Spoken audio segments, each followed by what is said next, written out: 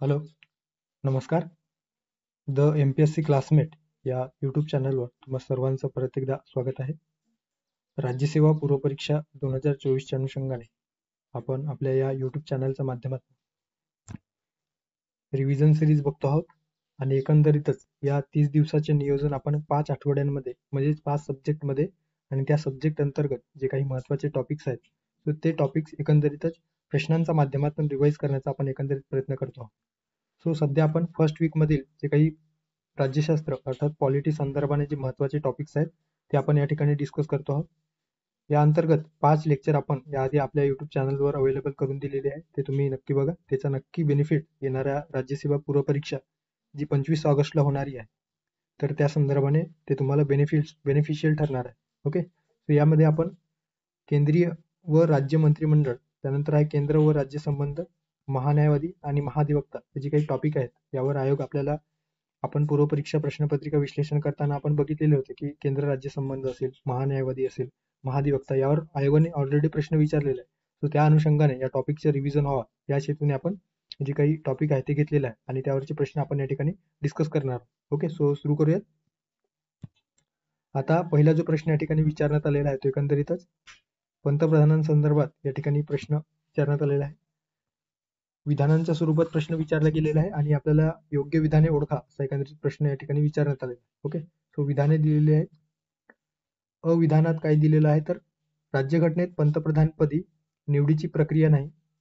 ब आहे कलम 75 नुसार राष्ट्रपती पंतप्रधानांची निवड करतील. त्यानंतर क एखादा व्यक्ती संसदेचा सदस्य असल्याशिवाय पंतप्रधानपदी निवड होऊ शकत नाही. आणि ड दिलेला आहे ब्रिटनमध्ये पंतप्रधान हा नेहमी कनिष्ठ सभागृहाचा सदस्य असतो. ओके, जर तुम्ही पूर्वपरीक्षा प्रश्नपत्रिका विश्लेषण व्यवस्थित बघितलेलं असेल जे आपण आपल्या युट्यूब चॅनलवर सविस्तर डिस्कशन केलेलं आहे. ओके, सो त्यामध्ये आपण हे जे काही टॉपिक आहे त्यावर पॉलिटी संदर्भाने आपण अभ्यासताना किंवा पॉलिटी संदर्भाचे जे काही प्रश्नपत्रिका विश्लेषण करताना इतर देशांच्या तुलनेत आपली देशाची जी काही शासन व्यवस्था आहे त्याची तुलना एकंदरीत केल्याचे आपल्याला दिसून येतो. मग ते अमेरिकेच्या बाबतीत असो किंवा इंग्लंडच्या बाबतीत. सो या दोन्ही देशांची शासन पद्धती आणि भारताच्या शासन पद्धतीमध्ये काय फरक आहे ते आपल्याला थोडक्यात माहिती असणे अपेक्षित आहे. ओके, एकंदरीत एक बेसिक आयडिया देखील आपल्याला माहिती असणे अपेक्षित आहे. ओके, सो या ठिकाणी आपल्याला योग्य विधान विचारलेलं आहे.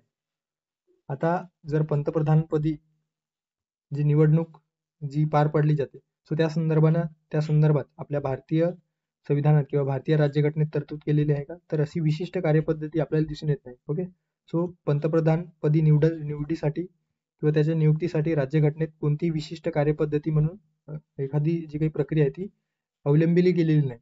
तर सहजरित्या ज्या पद्धतीने आमदार किंवा ज्या पद्धतीने खासदार अर्थात जे काही लोकसभा सदस्य आहेत ते सदस्य ज्या पद्धतीने निवडले जातात त्याच पद्धतीने पंतप्रधानपदी होणारी जी काही व्यक्ती असतील तर त्याची देखील निवड त्याच पद्धतीने होतो. आणि एखाद्या पक्षाला लोकसभेमध्ये पूर्ण बहुमत प्राप्त झाल्याच्या नंतर त्या पक्षाचा जो काही लीडर असतो ओके किंवा जो पक्षाचा नेता असतो त्याची निवड पंतप्रधानपदी निवड केली जाते. ओके, सो कलम 75 मध्ये फक्त काय दिलेलं आहे तर पंतप्रधानांची नेमणूक राष्ट्रपती करतील. आता राष्ट्रपती काय करतात तर जे काही लोकसभेमध्ये विशेषतः बहुमत प्राप्त पक्षाच्या जो काही लीडर असेल तर त्याची नियुक्ती पंतप्रधान म्हणून करत असतात. ओके, आयदर ते राज्यसभेचे देखील असू शकतात. मात्र एखाद्या पक्षाला लोकसभेत पूर्ण बहुमत मिळाल्याच्या नंतर त्या पक्षाने सुचवलेल्या एखाद्या नेत्याची निवड पंतप्रधानपदी राष्ट्रपती करत असतात. समजा लोकसभेत कोणत्याही पक्षाला स्पष्ट बहुमत नसेल आणि एखादा पक्ष जो असेल तो सरकार स्थापनेचा दावा करत नसेल सो अशा वेळेस राष्ट्रपती स्वविवेकाने आपल्या विवेकाचा वापर करून एखाद्या व्यक्तीला किंवा एखाद्या कमकुवत किंवा ज्या पक्षाला सर्वाधिक मते मिळालेली आहेत किंवा सर्वाधिक जागा निवडून आलेल्या आहेत त्या पक्षाला त्या ठिकाणी सरकार स्थापन करण्यासाठी बोलवतो आणि एकंदरीतच एका व्यक्तीची त्या ठिकाणी पंतप्रधान म्हणून निवड केली जाते आणि त्या पक्षाला जे काही विश्वासाचा प्रस्ताव आहे ओके कॉन्फिडन्स मोशन ते लोकसभेमध्ये सादर करायला सांगतो. ओके, सो अशा पद्धतीने पंतप्रधानांची निवड एकंदरीत राष्ट्रपती करत असतात. 1997 मध्ये सर्वोच्च न्यायालयाने असा निर्णय दिला की कोणत्याही सभागृहाचा सदस्य नसलेल्या व्यक्तीची देखील 6 महिन्यांसाठी पंतप्रधानपदी नियुक्ती केली जाऊ शकते. ओके, समजा एखादा व्यक्ती आहे आणि त्याची पंतप्रधान पदी निवड झाली तर त्याला संसदेच्या सभागृह असणे किंवा संसदेच्या जे काही सदस्य असणे अपेक्षित नाही. ओके, सो त्याला 6 महिन्यांच्या त्या पदी किंवा इव्हन मंत्र्यांच्या बाबतीत देखील आपण हेच बघतो की एखाद्या मंत्र्याची निवड जर झालेली असेल, मंत्री म्हणून निवड झाली असेल किंवा नियुक्ती झाली असेल, सो तो आयदर ते लोकसभेचा सदस्य नसला किंवा राज्यसभेचा सदस्य नसला तरी तो 6 महिन्यापर्यंत मंत्री म्हणून कार्यरत राहू शकतो. मात्र 6 महिन्यांच्या आत त्याला कुठल्या तरी एका सभागृहाच्या सदस्य होणे अपेक्षित असते. जर सदस्य झाला नाही तर त्याचे जे काही मंत्रिपद जे असते ते रद्द होते किंवा ते मंत्रिपदातून त्याला पद उतार व्हावा लागतो. ओके. त्याचप्रमाणे पंतप्रधानांच्या संदर्भात देखील या ठिकाणी 6 महिन्यांपर्यंत ते राहू शकतात. आता घटनात्मक दृष्ट्या संसदेच्या दोन्ही सभागृहांपैकी कोणत्याही सभागृहाचा जो सदस्य असतो तो पंतप्रधानपदी राहू शकतो. ओके. उदाहरणार्थ इंदिरा गांधी 1966 मध्ये पंतप्रधानपदी त्यांची राज्यसभेच्या सदस्य म्हणून निवड झाली होती. त्यानंतर देवगौडा. ओके. मनमोहन सिंग देखील, डॉक्टर मनमोहन सिंग हे देखील 2004 मध्ये जेव्हा पंतप्रधानपदी यांची निवड झाली तर त्यावेळेस ते राज्यसभेचे सदस्य होते. ओके. सो राज्यसभेचे सदस्य देखील या ठिकाणी पंतप्रधान होऊ शकतात. आता यात दिलेलं आहे दुसरीकडे ब्रिटनमधील जे काही पंतप्रधान असतात हे नेहमीच कनिष्ठ सभागृहाचा अर्थात हाऊस ऑफ कॉमनचा सदस्य असावा लागतो. ओके. जे काही हाऊस ऑफ लॉर्ड्स आहे किंवा वरिष्ठ सभागृह आहे ब्रिटनमधील त्या सदस्याची निवड पंतप्रधान म्हणून ब्रिटनमध्ये केली जात नाही. ओके. सो कनिष्ठ सभागृहाचा सदस्य असावा लागतो. आता आपण आपल्या प्रश्नाकडे येऊयात. अविधान होतं की राज्यघटनेत पंतप्रधानपदी निवडीची प्रक्रिया नाही. सो बरोबर आहे. अशी विशिष्ट प्रक्रिया सांगितलेली नाही, त्यामुळे जे स्टेटमेंट आहे त्या ठिकाणी योग्य असणार आहे. कलम 75 नुसार राष्ट्रपती पंतप्रधानांची निवड करतील, हे देखील आपण बघितलेलं आहे. सो देखील योग्य असणार आहे. त्यानंतर स्टेटमेंट आहे एखादा व्यक्ती संसदेचा सदस्य असल्याशिवाय पंतप्रधानपदी निवड होऊ शकत नाही. म्हणजेच काय तर संसदेचा सदस्य असेल तेव्हाच त्याची पंतप्रधानपदी निवड होऊ शकते, अन्यथा नाही, असा एकंदरीत स्टेटमेंट मध्ये दिलेला आहे. तो स्टेटमेंट चुकीचा आहे. जरी तो सदस्य नसला तरी त्याची निवड पंतप्रधान म्हणून होऊ शकतो. फक्त कंडिशन इतकंच आहे की त्याला 6 महिन्यांच्या आतमध्ये कुठल्या तरी सभागृहाचा सदस्य म्हणून निवडून येणे क्रमप्राप्त असते किंवा गरजेचं असतं. ओके.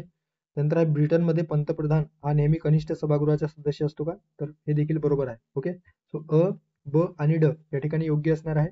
आपल्याला योग्य विचारलेलं आहे. ओके. योग्य विचारलेलं आहे. त्यामुळे पर्याय क्रमांक जर आपण बघितलं तर पर्याय क्रमांक 1 मध्ये ब आणि ड अशा पद्धतीने दिलेलं आहे. सो पर्याय क्रमांक 1 या प्रश्नाचं योग्य आन्सर असणार आहे. ओके. सो पुढे जाऊया. पुढचा प्रश्न आहे जे काही पंतप्रधानांसंदर्भात किंवा पंतप्रधान या पदाविषयी विविध मते त्यांच्या संदर्भात अयोग्य जोडी किंवा चुकीची जोडी आपल्याला या ठिकाणी विचारलेला आहे. आता पंतप्रधान जे काही पद आहे ते आपल्याला ब्रिटनच्या शासनामध्ये किंवा ब्रिटनचे जे काही संसदीय शासन पद्धती आहे जे आपण आपल्या राज्यघटनेत स्वीकारलेले आहे, तर त्यानुसार आपण पंतप्रधान, राष्ट्रपती आणि जे काही इतर मंत्रिपरिषद आहे त्याची एकंदरीत संरचना आपल्या देशामध्ये पाहावयास मिळतो. ओके. सो ब्रिटनमधील काही तज्ज्ञांनी किंवा काही राजकीय तज्ज्ञ व्यक्तींनी पंतप्रधान या पदाविषयी वेगवेगळे विधाने केलेले आहेत आणि हे विशेषतः मुख्य परीक्षेत विचारला जातो. तरी देखील आपण पूर्व परीक्षेच्या दृष्टीने आपल्याला माहिती असायला हवी म्हणून आपण हे घेतलेलं आहे. ओके. आता या ठिकाणी पंतप्रधान पदाविषयी विविध मत आहेत. त्यामध्ये लॉर्ड मॉर्ले काय म्हणतात, जहाजरूपी राज्याचा कर्णधार हा पंतप्रधान असतो का. हॉलकॉर्ट.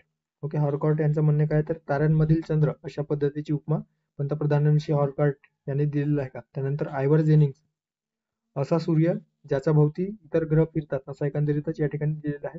आणि रामसे मियोर, राज्यरूपी जहाजाचा स्टेरिंग ज्याच्या हाती असतो, अशा पद्धतीने पंतप्रधानांचे जे काही पद आहे त्याविषयी भूमिकेविषयी रामसे मियोर यांनी म्हटलेलं आहे का. तो आपल्याला अयोग्य किंवा चुकीची जोडी या ठिकाणी विचारलेला आहे. ओके. सो पंतप्रधानांच्या संदर्भाने जे वेगवेगळे राजकीय तज्ज्ञ व्यक्तींनी किंवा ब्रिटनमधील अधिकाऱ्यांनी जी मते मांडली आहेत त्याच्यामध्ये लॉर्ड मोर्ले यांचं म्हणणं काय आहे तर पंतप्रधान हे समानांमध्ये प्रथम असतात. म्हणजे ज्या पद्धतीने इतर मंत्री असतात त्याच पद्धतीने पंतप्रधान देखील असतात, मात्र त्या मंत्र्यांपेक्षा ते सर्वात म्हणजे समानातील प्रथम असतात. ओके. सो अशा पद्धतीने त्यांनी पंतप्रधानांचे वर्णन केलेले आणि महत्वाचं म्हणजे कॅबिनेट कमानीचा मुख्य दगड. ओके. की स्टोन ऑफ द कॅबिनेट अशा पद्धतीने त्यांनी पंतप्रधानांची भूमिकेविषयी सांगितलेलं. ओके. सो लॉर्ड मोर्ले लक्षात ठेवा, कॅबिनेट कमानीचा मुख्य दगड. ओके. त्यानंतर सर विल्यम व्हर्नोर हॉलकॉर्ट यांचं म्हणणं काय आहे तर इंटरस्टेलर लुना मायनर. ओके. म्हणजे ताऱ्यांमधील लुकलुकणारा चंद्र. ओके. सो लुकलुकणाऱ्या जे काही तारा असतो सो त्या तारांमधील चंद्र अशा पद्धतीने जे विधान आहे ते एकंदरीतच या विल्यम हार्कोर्ट यांनी केलेलं आहे. ओके. सो हे लक्षात ठेवा, लुकलुकणाऱ्या ताऱ्यांमधील चंद्र असा एकंदरीत पंतप्रधानांविषयी ते बोललेलं आहे. नंतर जेनिंग, आयव्हर जेनिंग यांचं म्हणणं काय आहे तर तो एक सूर्य आहे ज्याच्या भोवती ग्रह फिरत असतात. ओके, सो असा सूर्य ज्याच्या भोवती ग्रह फिरतात हे जेनिंग यांनी म्हटलेलं आहे. त्यानंतर एच.आर. ग्रीव्ज काय म्हणतात तर सरकार हे देशाचे मालक आहे. ओके, आणि पंतप्रधान हे सरकारचे मालक आहे. ओके, सो सरकार म्हणजे काय तर पंतप्रधान आणि जे काही मंत्रिमंडळ असते सो त्याला सरकार म्हटलं गेलेलं आहे आणि हे देशाचे मालक असतात.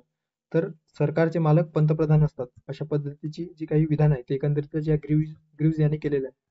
त्यानंतर मुनरो यांचं म्हणणं काय तर राज्याचा जो काही राज्यरूपी जहाजाचा कॅप्टन किंवा राज्यरूपी जहाजाचा कर्णधार अशा पद्धतीने मुनरो यांनी पंतप्रधानांविषयी जे विधान आहे ते केलेलं आहे. त्यानंतर Ramsay mayor, so Ramsay mayor यांचं म्हणणं काय तर राज्याचा जहाजाचा स्टेरिंग व्हील ज्याच्या हाती असतो. ओके, सो राज्यरूपी जहाजाचे स्टेरिंग ज्याच्या हाती असतो असा व्यक्ती म्हणजे पंतप्रधान, अशी जी काही भूमिका आहे ते रामसे मेयर यांनी मांडलेली आहे. ओके, आता आपल्या प्रश्नाकडे येऊयात.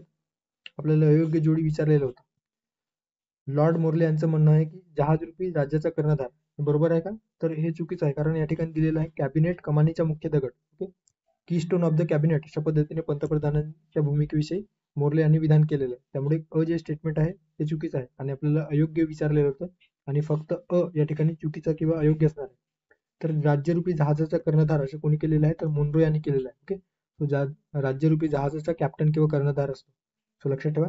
त्यानंतर हारकोट यांनी लुकलुकणाऱ्या ताऱ्यांमधील चंद्र असा एकंदरीतच हारकोट यांनी पंतप्रधानांविषयी बोललेलं आहे. त्यानंतर आयवर जेनिंग यांचं असा सूर्य ज्याच्या भोवती ग्रह फिरत असतात. ओके, इतर ग्रह फिरत असतात. तो हे देखील बरोबर असणार आहे. आणि रामसे मेयर यांचं काय म्हणणं आहे तर राज्यरूपी जहाजाचे स्टेरिंग ज्याच्या हाती असतं हे देखील या ठिकाणी आपण दिलेलं आहे. राज्याच्या जहाजाचं जे काही स्टेरिंग असते ते पंतप्रधानांच्या हाती असते असे एकंदरीतच रामसे मेयर यांनी म्हटलेलं आहे. आता पंतप्रधानपदी जे काही एखाद्या व्यक्तीची निवड झालेली असते किंवा मंत्रिपदी एखाद्या व्यक्तीची निवड झालेली असते तर त्यांना शपथ काय घ्यावी लागते ते या ठिकाणी दिलेलं आहे. कारण यंदा 2024 मध्ये एकंदरीतच लोकसभेची निवडणूक पार पडलेली आहे आणि त्या अनुषंगाने आपल्याला पंतप्रधान, मंत्रिमंडळ त्या संदर्भात जे काही बेसिक इन्फॉर्मेशन आहे ते आपल्याला माहिती असणे अपेक्षित आहे. सो त्या आपल्या शपथेमध्ये एकंदरीत सर्वप्रथम त्यांना शपथ कोण देत असतो तर राष्ट्रपती हे पंतप्रधान आणि इतर मंत्रिमंडळाला शपथ देत असतो. यामध्ये त्यांना राज्यघटनेविषयी विषयी खरी श्रद्धा व निष्ठा बाळगणे अशी शपथ घ्यावी लागते. सोबतच भारताचे सार्वभौमत्व असेल, अखंडता अबाधित ठेवणे हे देखील त्या शपथेमध्ये असणे अपेक्षित असते. जी काही त्यांची कर्तव्य असतील ते प्रामाणिकपणे पार पाडणे हे देखील त्या शपथेमध्ये नमूद केलेलं असतं. कुठल्याही पद्धतीचा भय किंवा पक्षपाती न बाळगता आपुलकी किंवा दुर्भावनावश एखाद्या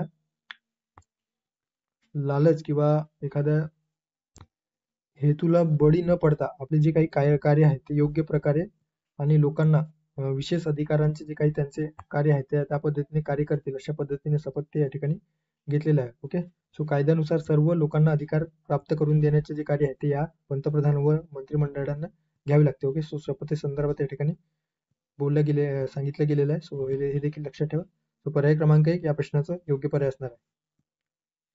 त्यानंतरचा प्रश्न आहे कोणत्या घटनादुरुस्ती कायद्याने पंतप्रधानांसह मंत्र्यांची एकूण संख्या लोकसभेच्या एकूण सदस्य संख्येच्या 15% पेक्षा जास्त असणार नाही अशी तरतूद करण्यात आलेली आहे. ओके, 92वी घटनादुरुस्ती कायदा 2004, 91वी घटनादुरुस्ती कायदा 2003, 86वी घटनादुरुस्ती कायदा 2002 आणि चौथा पर्याय दिलेला आहे 89वी घटनादुरुस्ती कायदा 2002. ओके, सो लक्षात ठेवा जी काही 91वी घटनादुरुस्ती कायदा 2003 याच्यामध्ये काय दिलेलं आहे तर केंद्रीय मंत्रिमंडळामध्ये पंतप्रधानांसह एकूण मंत्र्यांची जी संख्या आहे ती लोकसभेच्या जी एकूण सदस्य संख्या आहे त्यापेक्षा 15% पेक्षा जास्त असता कामा नये. ओके, सो एकूण लोकसभेच्या सदस्य संख्येच्या 15% पेक्षा जास्त असता कामा नये अशी तरतूद या ठिकाणी 91व्या घटनादुरुस्ती कायद्याने दिलेली आहे. त्यामुळे पर्याय क्रमांक 2 या प्रश्नाचा योग्य पर्याय असणार आहे. सोबतच इतरही काही 91वी घटनादुरुस्ती कायदा 2003 यामध्ये दिलेली विधान किंवा तरतूद आहे ते आपण बघणार आहोत. आणि शेवटच्या प्रश्नामध्ये आपण पक्षांतर बंदी कायद्या संदर्भाने देखील एक प्रश्न ऍड केलेला आहे. सो त्यामध्ये देखील आपण 91वी घटनादुरुस्ती कायदा महत्वाचा आहे. ओके, सो ते या ठिकाणीच आपण ते रिव्हिजन करूयात. सो 91व्या घटनादुरुस्ती कायद्याने जो काही पक्षांतराच्या कारणास्तव एखाद्या व्यक्तीला अपात्र ठरवलं गेलेलं असेल सो अशा व्यक्तीला किंवा अशा सदस्याला कोणत्याही सभागृहातील जे सदस्य असेल त्याला मंत्रिपदासाठी देखील अपात्र ठरवले जाईल अशी तरतूद आहे. थोडक्यात काय तर एखादा कुठल्याही सभागृहाचा सदस्य हा या पक्षांतर बंदी कायद्याअंतर्गत जर अपात्र ठरलेला असेल तर त्याला मंत्रिपदासाठी देखील अपात्र ठरवले जाईल, म्हणजेच मंत्रिपदी त्याची निवड होणार नाही. एखाद्या व्यक्ती एखाद्या राज्यातील मंत्रिमंडळासह, ओके, आता मंत्रिमंडळ जे असेल त्यामध्ये विधिमंडळाच्या बाबतीत बोललं गेलेलं आहे, राज्यातील विधिमंडळ. सो त्यामध्ये मुख्यमंत्र्यांसह एकूण मंत्र्यांची संख्या त्या राज्याच्या विधानसभेच्या एकूण सदस्य संख्येच्या 15% पेक्षा जास्त नसावी. ज्या पद्धतीने केंद्रामध्ये लोकसभेमध्ये दिलेलं आहे की 15% पेक्षा जास्त नसावी, त्याच पद्धतीने. मात्र या ठिकाणी एक विशेष म्हणजे एखाद्या राज्यात मुख्यमंत्र्यांसह मंत्र्यांची संख्या 12 पेक्षा कमी नसावी अशी तरतूद या ठिकाणी करण्यात आलेली आहे. ओके, जे लोकसभेच्या बाबतीत आपल्याला दिसून येत नाही किंवा केंद्राच्या बाबतीत आपल्याला दिसून येत नाही. तर मुख्यमंत्र्यांसह मंत्र्यांची संख्या 12 पेक्षा कमी नसावी अशी तरतूद या घटनादुरुस्ती कायदा, जे 91वी घटनादुरुस्ती कायदा म्हणून आपण म्हणत असतो, त्यामध्ये करण्यात आलेली आहे. त्यानंतर राज्यांच्या बाबतीत देखील हे दिलेलं आहे की पक्षांतर बंदी कारणास्तव एखादा व्यक्ती जर अपात्र ठरलेला असेल तर राज्य विधिमंडळाच्या बाबतीत देखील तो व्यक्ती मंत्रिपदासाठी देखील अपात्र ठरेल. विधिमंडळ पक्षाच्या 1/3 सदस्यांनी फूट पाडल्यास अपात्रतेतून सूट देण्यात संदर्भात जी काही 10वी अनुसूचीमध्ये तरतूद होती ती वगळण्यात आलेली. ओके, थोडक्यात काय, तर हे आपण शेवटच्या प्रश्नामध्ये बघणार आहोत की 1/3 सदस्यांनी फूट पडल्यास त्यांना जी काही सूट होती ती या 91व्या घटनादुरुस्तीमध्ये कशा पद्धतीने बदललेलं आहे किंवा वगळण्यात आलेलं आहे. ओके, सो हे या ठिकाणी दिलेलं आहे.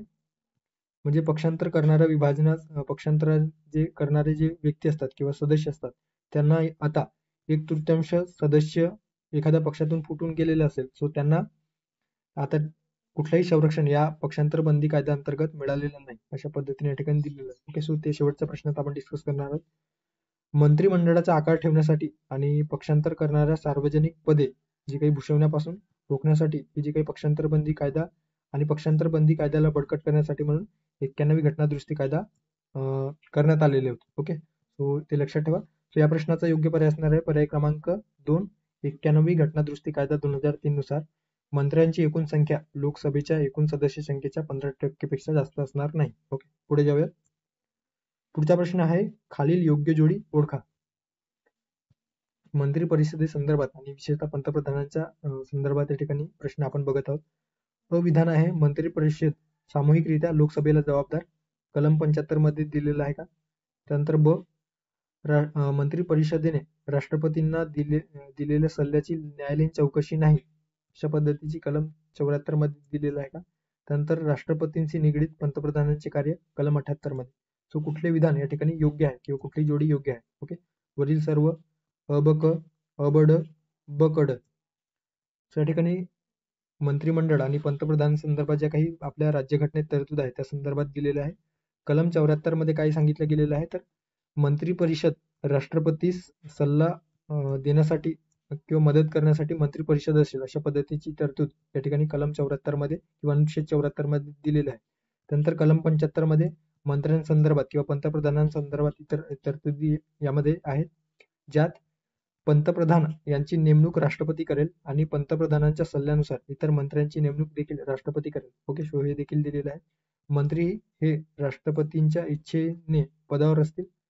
मंत्री परिषद लोकसभेस सामूहिकरित्या जबाबदार असते, हे देखील कलम 75 मध्ये दिलेलं आहे. ओके, सो लक्षात ठेवा. त्यानंतर मंत्र्यांचे वेतन आणि भत्ते असते ते कोण निश्चित करत असतो तर संसद हे वेळोवेळी निश्चित करेल. ही जी तरतूद आहे ते देखील या कलम 75 मध्ये आहे. ओके, त्यानंतर कलम 77 मध्ये काय देण्यात आलेलं आहे तर भारत सरकारची जी काही सर्व कार्यकारी अधिकार आहेत किंवा क्रिया आहेत ते राष्ट्रपतींच्या नावाने घेतले जाईल, ही जी तरतूद आहे ते या ठिकाणी दिलेलं आहे. त्यानंतर कलम 78 मध्ये पंतप्रधानांचे राष्ट्रपतींना माहिती देण्यासंदर्भात कर्तव्य दिलेले आहे. ओके, सो हे देखील लक्षात ठेवा. सो पंतप्रधानांचे एकंदरीतच माहिती देण्यासंदर्भात जी कर्तव्य आहे त्या ठिकाणी दिलेले आहे. आणि कलम 74 मध्येच एक अशी तरतूद आहे या ठिकाणी लक्षात ठेवा की मंत्री परिषदेने राष्ट्रपतींना दिलेल्या निर्णयाची किंवा सल्ल्याची किंवा ऍडवाइसची कुठल्याही न्यायालयीन चौकशी होणार नाही, हे कलम 74 मध्ये दिलेलं आहे. ओके, सो या ठिकाणी त्यांची कार्य किंवा पंतप्रधानांचे कार्यासंदर्भात दिलेलं आहे. ओके, यामध्ये मंत्री परिषदेच्या निर्णयाची किंवा कायद्याच्या प्रस्तावाची माहिती पंतप्रधान हे अध्यक्षांना अर्थात राष्ट्रपतींना देत असतात. त्यानंतर पंतप्रधान राष्ट्रपतींना संघाच्या व्यवहाराचे व्यवस्थापन किंवा प्रशासनासंदर्भात जी माहिती आहे ती पुरवत असतात. ओके, सो अशा पद्धतीने ठिकाणी पंतप्रधान आणि राष्ट्रपती यांच्या संदर्भात जी काही माहिती देण्यासंदर्भात जी कर्तव्य आहे ते कलम 78 मध्ये देण्यात आलेलं आहे. ओके, आता प्रश्नाकडे येऊया. मंत्री परिषद सामूहिकरित्या लोकसभेला जबाबदार असेल. कलम 75 आहे का? तर बरोबर आहे, अयोग्य असणार आहे. मंत्री परिषदेने राष्ट्रपतींना दिलेल्या सल्ल्याची न्यायालयीन चौकशी नाही. कलम 74 मध्ये दिलेलं आहे, तो हे देखील बरोबर असणार आहे. ओके, सो लक्षात ठेवा. राष्ट्रपतींशी निगडीत पंतप्रधानांचे कार्य कलम 78 मध्ये आहे का? तर आताच बघितलेलं आहे कलम 78 मध्ये. राष्ट्रपतींना माहिती देण्यासंदर्भात पंतप्रधानांचे कर्तव्य हे कलम 78 मध्ये दिलेलं आहे. सो क देखील या ठिकाणी योग्य असणार आहे. ओके, सो अ ब क म्हणजे सर्व वरीलपैकी सर्व विधान या ठिकाणी योग्य आहे. त्यामुळे पर्याय क्रमांक 1 या प्रश्नाचा योग्य पर्याय असणार आहे. ओके, त्यानंतरचा प्रश्न आहे, राज्यघटनेच्या कोणत्या अनुच्छेदात राज्यपालासंबंधी मुख्यमंत्र्यांची कर्तव्ये निहित आहेत? ओके, ज्या पद्धतीने मागच्या स्लाइडमध्ये आपण पंतप्रधानांसंदर्भात किंवा पंतप्रधानांचे जे काही कर्तव्य आहेत राष्ट्रपतींच्या बाबतीत ते कोणत्या अनुच्छेदामध्ये येते? तर 78 मध्ये. त्याच पद्धतीने राज्यघटनेच्या कोणत्या अनुच्छेदामध्ये राज्यपाल आणि राज्यपालासंबंधी मुख्यमंत्र्यांची कर्तव्य नमूद केलेले आहे? अनुच्छेद 163, अनुच्छेद 164, अनुच्छेद 167 आणि अनुच्छेद 168. ओके, सो मंत्रिमंडळाचा सल्ला किंवा मंत्रिमंडळाचा राज्यपालाशी जे काही संबंध आहे ते खालील कलमांमध्ये अर्थात 163, 164 आणि 167 या कलमांमध्ये निहित केले गेलेलं आहे. 163 मध्ये काय सांगण्यात आलेलं आहे? तर राज्यपालांना त्यांच्या कार्याच्या वापराबाबत मदत व सल्ला देण्यासाठी मुख्यमंत्री असलेले मंत्रिमंडळ असेल. ओके, सो मुख्यमंत्र्यांच्या नेतृत्वाखाली एक मंत्रिमंडळ असेल. कशासाठी? तर राज्यपालाचे जे काही कार्य आहेत आणि त्याला मदत व सल्ला देण्यासाठी हे कलम 163 मध्ये देण्यात आलेलं आहे. कलम 164 मध्ये काय आहे? तर मुख्यमंत्र्याची नेमणूक राज्यपाल करेल आणि इतर मंत्र्यांची नियुक्ती मुख्यमंत्र्यांच्या सल्ल्यानुसार राज्यपाल करेल. ओके, ज्या पद्धतीने राष्ट्रपती केंद्रामध्ये पंतप्रधान व इतर मंत्र्यांची नेमणूक करत होते त्याच पद्धतीने राज्यपाल हे राज्यामध्ये करतात. ओके, नंतर आहे मंत्रिमंडळ राज्याच्या विधानसभेला सामूहिकरित्या जबाबदार असेल किंवा उत्तरदायी असेल. हे देखील कलम 164 मध्ये दिलेलं आहे. सो कलम 75 मध्ये लोकसभेला केंद्रीय मंत्रिमंडळ, त्याच पद्धतीने कलम 164 मध्ये विधानसभेला राज्यातील मंत्रिमंडळ. ओके, सो सामूहिकरित्या जबाबदार. कलम 167 मध्ये मुख्यमंत्र्यांचे कर्तव्य स्पष्ट केलेले आहे, ज्याच्यामध्ये राज्यपालांना राज्याच्या कारभाराविषयी आणि विशेषतः प्रशासनाविषयी जे काही सर्व निर्णय किंवा कायद्याचे प्रस्ताव आहेत ते राज्यपालांना कळविणे हे कार्य मुख्यमंत्र्यांचे असेल. राज्याच्या कारभारामध्ये प्रशासनासंबंधीची अशी काही माहिती असेल आणि राज्यपालांनी एखादी माहिती मागवलेली असेल तर त्याबाबत जी माहिती आहे ती जे काही मुख्यमंत्री असतील ते राज्यपालांकडे सादर करतील. राज्यपालांनी तशी गरज असल्यास किंवा एखादी गरज असल्यास एखाद्या मंत्र्याने जो काही घेतलेला निर्णय असेल तो ज्यामध्ये परिषदेने विचार केलेला नाही, सो अशा पद्धतीने जे काही एखाद्या वैयक्तिक स्तरावर जे काही एखाद्या मंत्र्याने घेतलेल्या निर्णयाची माहिती देखील या राज्यपालांना सादर करण्याची जी काही कर्तव्य असते ते मुख्यमंत्र्यांकडे असतं. सो कलम 167 मध्ये देण्यात आलेला आहे. ओके, सो लक्षात ठेवा कलम 167. सो या ठिकाणी या प्रश्नाचा योग्य पर्याय असणार आहे पर्याय क्रमांक 3, अनुच्छेद 167. ओके, तो पुढे जाऊया. त्यानंतरचा प्रश्न आहे केंद्र राज्य संबंधाने. या ठिकाणी प्रश्न विचारण्यात आलेला आहे, केंद्र राज्य संबंधाने योग्य विधाने ओळखा. अ कायदेविषयक संबंध अनुच्छेद 245 ते 255 भाग 11 मध्ये स्पष्ट गेलेला आहे का? नंतर ब राष्ट्रीय हिताच्या दृष्टीने राज्यसूचीतील विषयावर कायदे करण्याचा विशेष अधिकार राज्यसभेला आहे. क स्टेटमेंट आहे 42व्या घटनादुरुस्तीने 5 विषय हे समवर्ती सूचीतून राज्यसूचीत बदलले. ओके, सो कुठलं स्टेटमेंट या ठिकाणी योग्य असणार आहे? ओके, आपल्याला योग्य विचारलेलं आहे. फक्त अ आणि क पर्याय क्रमांक 1 मध्ये दिलेले आहे. त्यानंतर पर्याय क्रमांक 2 मध्ये फक्त अ आणि ब, तिसऱ्या पर्यायात ब आणि क आणि चौथ्या पर्यायात दिलेला आहे वरील सर्व योग्य. ओके, सो केंद्र राज्य संबंध संदर्भाने आपल्याला जे काही बेसिक जे आर्टिकल्स आहे कुठल्या आर्टिकल मध्ये कोणत्या तरतुदींचा समावेश होतो ते आपल्याला माहिती असणे अपेक्षित आहे. ओके, सो या ठिकाणी आपल्याला कायदेविषयक संबंध अशा पद्धतीने प्रश्नात विचारलेला आहे. ओके, सो केंद्रीय राज्य संबंधाने एक थोडक्यात आपण या ठिकाणी रिवाइज करूया. कोणती तरतूद कुठल्या अंतर्गत किंवा प्रशासकीय संबंध किंवा कायदेविषयक संबंध कशा संदर्भात दिलेला आहे? सो कायदेविषयक संबंध जे आहे केंद्र राज्य संबंधाने. ओके, सो कायदेविषयक संबंध भाग 11. ओके, सो 11th पार्ट यामध्ये दिलेला आहे आणि 11व्या भागामध्ये एकंदरीतच केंद्र राज्य संबंधाचे जे काही कायदेविषयक संबंध आहेत ते दिलेले आहे आणि यासाठी कलम 245 ते 255 ओके. सो 245 ते 255 असे 10 आर्टिकलचा समावेश या कायदेविषयक संबंधामध्ये दिलेला आहे. ओके. त्यानंतर आहे प्रशासकीय संबंध.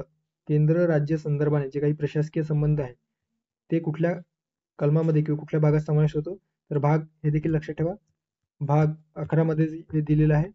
आणि आर्टिकल किंवा कलम कोणत्या कलमामध्ये दिलेला आहे, तर 256 ते लक्षात ठेवा 263 ओके. सो 256 ते 263 या कलमामध्ये प्रशासकीय संबंध देण्यात आलेला आहे. ओके.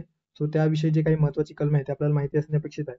त्यानंतर वित्तीय संबंध, जे काही वित्तीय संबंध आहे ते वित्तीय संबंधामध्ये काय दिसून येतो, तर हे भाग राज्यघटनेच्या भाग 12 मध्ये ओके. सो 12 मध्ये अनुच्छेद किंवा कलम 268 ओके. सो 268 ते 293 सो या आर्टिकलमध्ये या केंद्र व राज्य यांच्यातील जे काही वित्तीय संबंध आहे, ज्यामध्ये वित्त आयोगासंदर्भात असेल किंवा अनुदानांच्या मागणी संदर्भात असेल किंवा इतर जे काही तरतुदी आहे ज्यामध्ये टॅक्स कलेक्शन असेल, त्या सर्वांची जी काही माहिती आहे त्या वित्तीय संबंधामध्ये भाग 12व्या राज्यघटनेचा भाग 12 कलम 268 ते 293 या कलमामध्ये दिलेलं आहे. ओके. हे आपल्याला माहिती असणे गरजेचं आहे. आता या ठिकाणी आपल्याला जे केंद्र राज्य संबंधाने जे प्रश्न या ठिकाणी विचारला गेलेला आहे, एकंदरीत लेजिस्लेटिव्ह पॉवर किंवा लेजिस्लेटिव्ह जे काही संबंध आहे, ज्याला कायदेविषयक संबंध म्हटलं गेलेलं, त्या संदर्भात प्रश्न विचारण्यात आलेला आहे. सो भारतीय राज्यघटनेच्या भाग 11 मधील कलम 245 ते 255 मध्ये केंद्र आणि राज्यांमधील जे काही कायदेविषयक संबंध आहे त्याचा उल्लेख करण्यात आलेला आहे. इतर कोणत्याही राज्यघटनेप्रमाणेच भारतीय राज्यघटनेने देखील क्षेत्र आणि जे काही कायद्याचे विषयक जे अधिकार आहेत त्यांचे अधिकारांची विभागणी केंद्र आणि राज्यांमधील कायदेविषयक कायदे संदर्भात विभागणी केलेला आहे. ओके. सो थोडक्यात काय, तर पॉवर डिझोल्युशन ऑफ पॉवर अशा पद्धतीने डिव्होल्युशन ऑफ पॉवर किंवा अधिकारांची विभागणी हे देखील आपल्याला या ठिकाणी पाहायला मिळतं. ओके.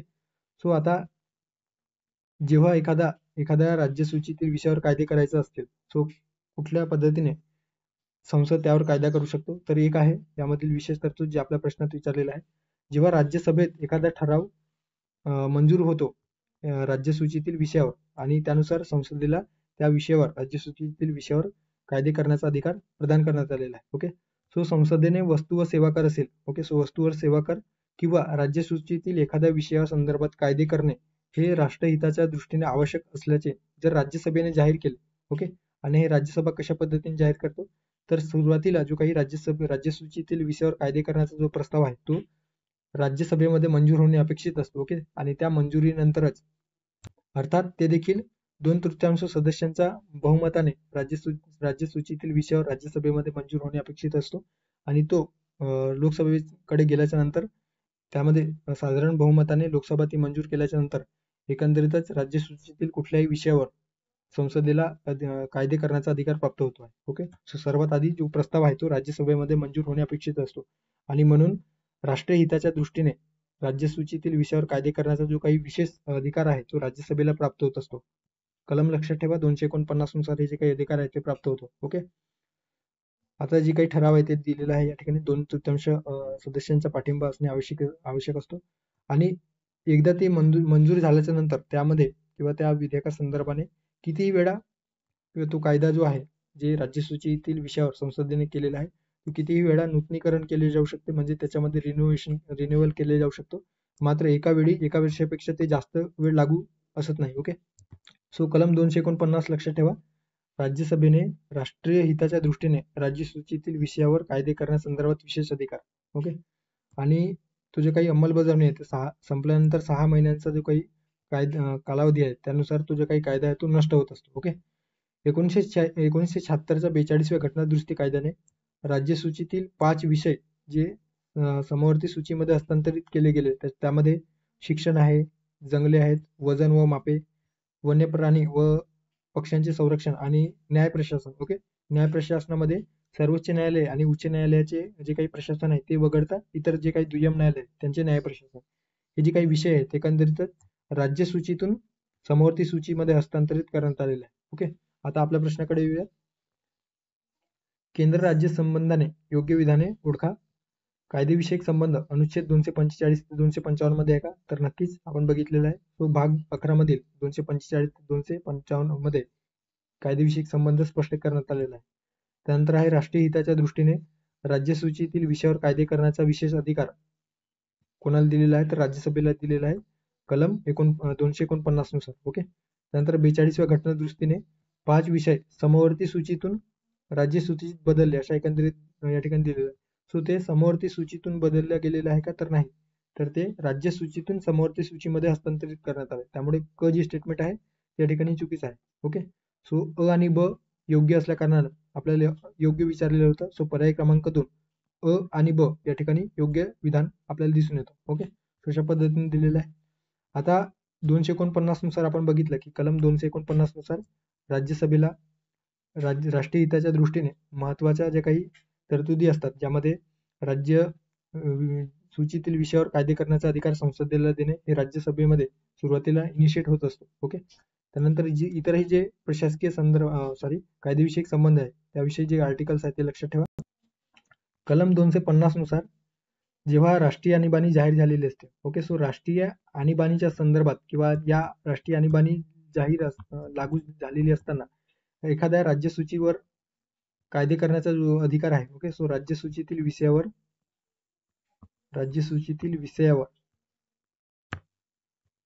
कायदे करण्याचा अधिकार कोणाला प्राप्त होत असतो? तर संसदेला प्राप्त होतो. ओके. सो कलम लक्षात ठेवा 250. ओके. त्यानंतर आहे 251 नुसार. सो 251 नुसार जेव्हा राज्यसूचीतील एखादा विषय आहे आणि ते संविधानाला लागून जी तरतूद किंवा तो कायदा आहे तो तयार गेलेला नसेल किंवा इनकन्सिस्टंट ऑफ लॉ अशा पद्धतीने जर तो निर्णय केंद्र सरकारने जाहीर झालेला असेल, सो अशा वेळेस देखील केंद्र सरकार त्या विषयावर कायदे करू शकतो. ओके. सो इनकन्सिस्टंट ऑफ लॉ ज्याला म्हटलं गेलेलं आहे, जे राज्याने तयार केलेलं आहे, सो त्यावर कायदे करण्याचा अधिकार देखील या केंद्राला प्राप्त होतो. त्यानंतरचा महत्वाचा कलम म्हणजे 252 आणि 253. ओके. सो 252 मध्ये काय देण्यात आलेलं आहे? सो कलम 252 आणि 253. सो 252 मध्ये देण्यात आलेलं आहे की 2 किंवा 2 पेक्षा जास्त राज्यांनी एकत्र येऊन एखाद्या राज्यसूचीतील विषयावर कायदे करण्यासंदर्भाने जी मागणी आहे ती संसदेकडे केली, सो अशा वेळेस संसदेद्वारे त्या राज्यसूचीतील अर्थात जे काही 2 राज्यांनी किंवा 2 पेक्षा अधिक राज्यांनी एकत्रित येऊन जे मागणी केली आहे त्या फक्त त्या राज्यांपुरते मर्यादित असे संसद कायदा करत असते आणि ते जे काही तो जो काही कायदा आहे ते फक्त या राज्यांनाच लागू होतो. ओके. इतर राज्यांना लागू होत नाही. ज्या राज्याने रिक्वेस्ट केलेली आहे त्याच राज्यांना लागू होतो.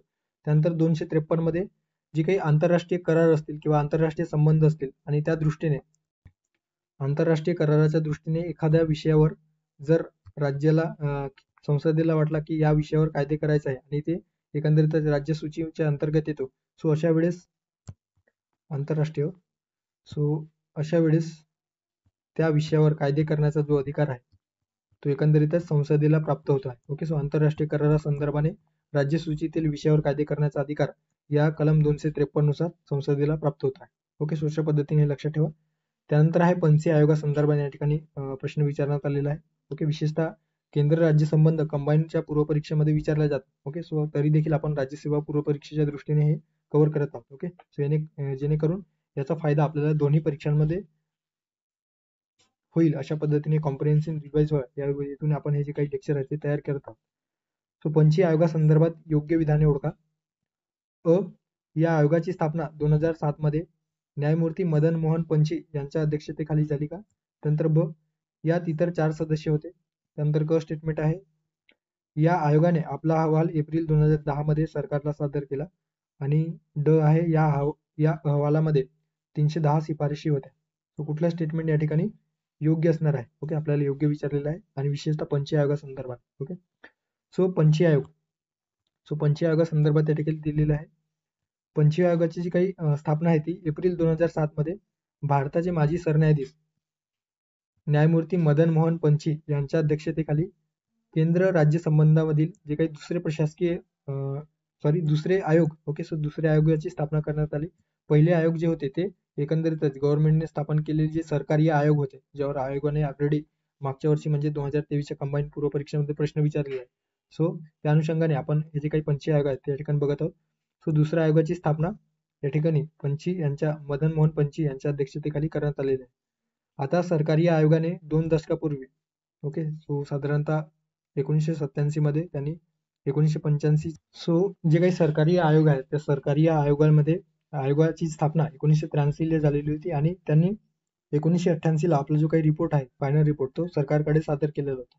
त्यानंतर सर्वसाधारणपणे 2 दशकानंतर अर्थात 2007 मध्ये त्या मदन मोहन पंची यांच्या अध्यक्षतेखाली दुसरा केंद्र राज्य संबंधाच्या अभ्यासाविषयी ही आयोग गठीत करण्यात आली. ओके सो यामध्ये जे काही महत्वाचे जे मुद्दे होते ज्यामध्ये सरकारी आयोगाने शिफारसी केलेलं होतं तर त्यामध्ये परत फेरविचार करण्यासाठी म्हणून ही जी आयोग आहे ते स्थापन करण्यात आलेला आहे. ओके या आयोगाचे इतर सदस्य लक्षात ठेवा कारण आयोगामध्ये कोणते सदस्य होते असा देखील प्रश्न विचारतो आहे.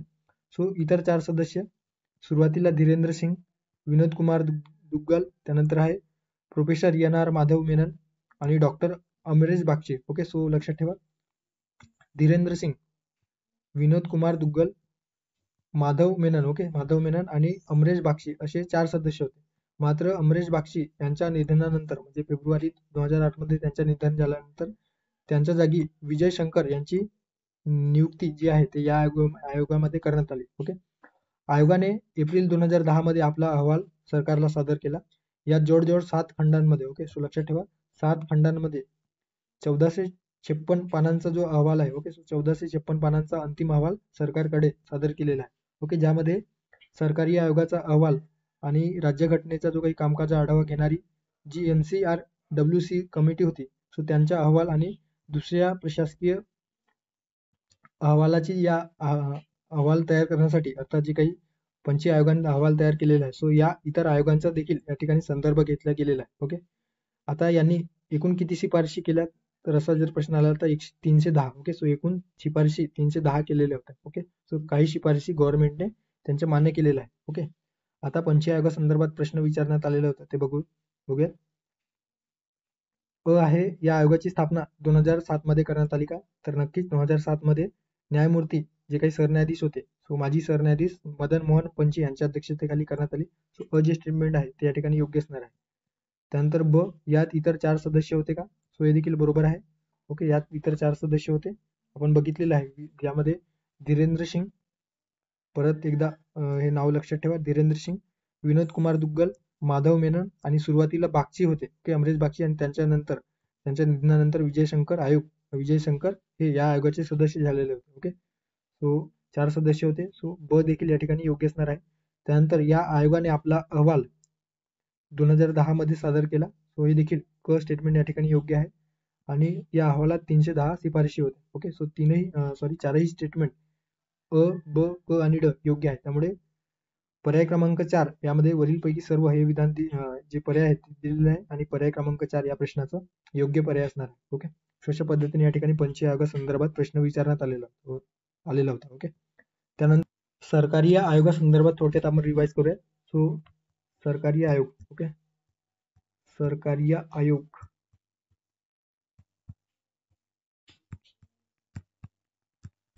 आता या सरकारी आयोगामध्ये या आयोगाची स्थापना किंवा आयोग कधी गठीत करण्यात आली होती तर 1983 मध्ये. ओके सो 1983 लक्षात ठेवा. एकंदरीतच ही 3 सदस्यीय समिती होती 3 सदस्यीय ज्यामध्ये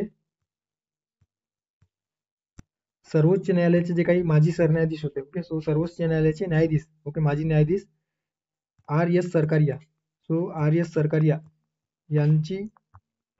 यांच्या अध्यक्षतेखाली ओके सो सरकारिया यांच्या अध्यक्षतेखाली हे जे काही आयोग आहे ते गठीत करण्यात आलेले होते आणि इतर जे 2 सदस्य होते ते लक्षात ठेवा मागच्या वर्षी सदस्यांवर प्रश्न विचारलेला होता ज्यामध्ये बी शिवरामन ओके सो बी शिवरामन आणि त्यानंतर दुसरे सदस्य होते SR Sen okay so SR Sen असे 2 हे सदस्य आणि एकंदरीतच RS सरकारिया सो 3 सदस्यीय कमिटी या ठिकाणी स्थापन करण्यात आलेली होती. या आयोगाने जवळपास 247 शिफारशी गव्हर्नमेंटकडे केलेल्या होत्या. Okay so 247 recommendation okay so recommendation या आयोगाने केलेल्या होत्या. ओके सो हे लक्षात ठेवा. अशा पद्धतीने सरकारी आयोगाची जी काही आणि 1988 मध्ये त्या आयोगाने रिपोर्ट आपला सरकारकडे सादर केलेला होता आणि ज्यामध्ये 247 शिफारशी होत्या. ओके, शिफारशी. सो हे इतकं लक्षात ठेवा. पुढे जाऊयात.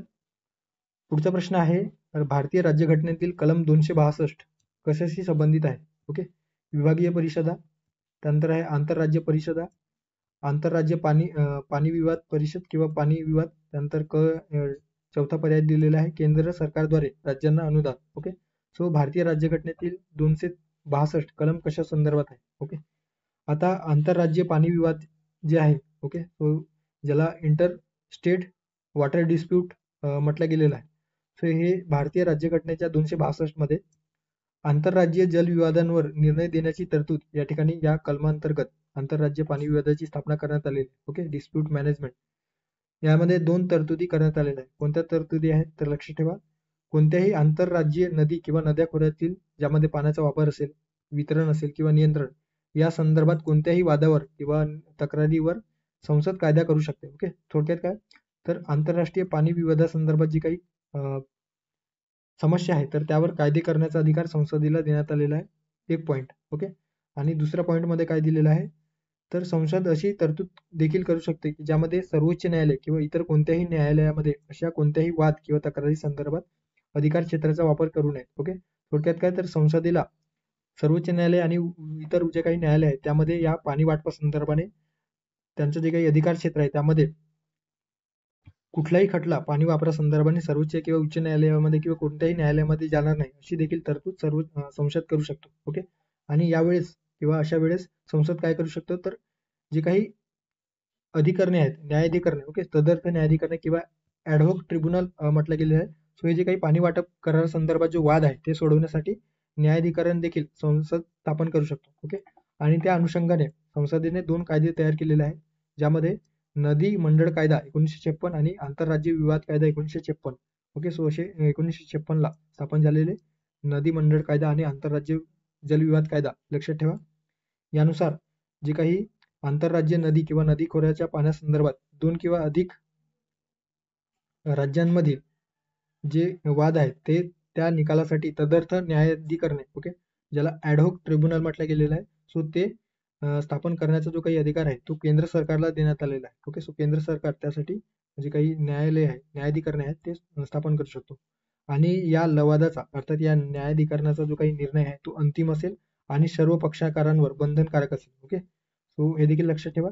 त्याविरुद्ध अपील कुठल्याही न्यायालयामध्ये करता येणार नाही. सो न्यायाधिकरणाने दिलेला निर्णय आंतरराज्य पाणी वाटपा संदर्भाने अंतिम असेल आणि त्या विरुद्ध कुठल्याही न्यायालयामध्ये निर्णय दिला जाऊ शकत नाही. ओके, आता जे काही स्थापन झालेले इतर जे ट्रायब्युनल्स आहेत किंवा न्यायाधिकरणे आहेत, सो वेळोवेळी हे जे काही नदीच्या पाणी वाटपा संदर्भात झालेलं आहे, सो त्यामध्ये सर्वात आधी 1986 मध्ये, ओके, 1986 मध्ये रवी आणि बियास जे नदी आहेत, ओके, उत्तरेकडील, सो त्या संदर्भाने जो वाद आहे त्यामध्ये पंजाब, हरियाणा, राजस्थान या 3 राज्यांचा वाद आणि त्यासाठी 1986 मध्ये जी काही रवी बियास वॉटर डिस्प्यूट ट्रिब्युनल स्थापन करण्यात आलेले होते. त्यानंतर कृष्णा, ओके, सो कृष्णेची जी काही दुसरी ट्रिब्युनल आहे उपनदी त्या संदर्भाने तिच्या पाणी वाटपा संदर्भाने 2004 मध्ये वॉटर डिस्प्यूट ट्रिब्युनल स्थापन करण्यात आलेले होते. यामध्ये कर्नाटक, महाराष्ट्र, आंध्र प्रदेश आणि तेलंगणा या राज्यांशी संबंधित वाद एकंदरीत पाहावयास मिळतो. ओके, सो रिपोर्ट देखील या ठिकाणी दिलेला आहे. रवी बियास संदर्भात 86 मध्ये जी काही न्यायाधिकरण आहे ते स्थापन करण्यात आले आणि 1987 मध्ये रिपोर्ट दिलेला आहे. ओके, सो 2004 मध्ये कृष्णा रिव्हर संदर्भात जे पाणी वाटप करार आहे ते करण्यात आलेले होते. त्यानंतर वंशधारा, ओडिसा आणि आंध्र प्रदेश या 2 राज्यांमध्ये जो काही नद्याच्या पाणी वाटप संदर्भाने वंशधारा जो काही न्यायाधिकरण आहे ते स्थापन करण्यात आलेलं होतं किंवा इंटरस्टेट वॉटर डिस्प्यूट मॅनेजमेंट स्थापन करण्यात आलेलं होतं. ओके, सो हे लक्षात ठेवा. महादाई, ज्यामध्ये महादाई नदीवाद प्रकरण कोणत्या राज्यांमध्ये आहे तर कर्नाटक, महाराष्ट्र आणि गोवा. ओके, सो गोवा राज्यातून जाणारी महादाई नदी जी आहेत सो त्याच्या पाणी वाटपा संदर्भाने 3 राज्य लक्षात ठेवा, कर्नाटक, महाराष्ट्र आणि गोवा. सो यामध्ये याची स्थापना 2010 मध्ये, ओके, सो डिस्प्यूट मॅनेजमेंट किंवा डिस्प्यूट ट्रायब्युनल जे आहे ते 2010 मध्ये. आणि त्यानंतर आहे महानदी, ओडिसा आणि छत्तीसगड या राज्यांच्या संदर्भाने जो काही वाद महानदी संदर्भात दिसून येतो सो ते सोडवण्यासाठी 2018 मध्ये वॉटर डिस्प्यूट जे काही मॅनेजमेंट आहे ते स्थापन करण्यात आलेले होते. ओके, सो तेच या ठिकाणी दिलेलं आहे.